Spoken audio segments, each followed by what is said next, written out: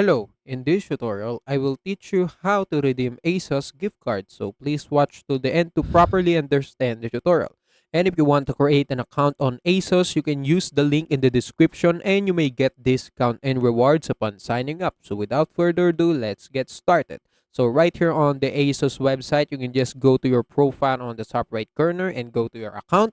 And after going to your account, as you can see, there will be a bunch of options that you can use, but the only thing that you will need to go is right here, the gift and cards and vouchers. So after clicking gift and cards and vouchers, you can just add your existing gift card number or voucher, or you can buy another one. So on adding your gift card voucher number, you can just enter the 16-digit code that is appearing in your gift card, Asus gift card on the back of your Asus gift card, and also input the 4-digit pin on your Asus gift card. And yeah, that's it. So you can just save your gift card right there and you can just use it wherever you are purchasing something on Asus. So that's it. That's how you can use it. And also that's it for this tutorial. If you want more, please like this video, subscribe to our channel, and see you in the next one.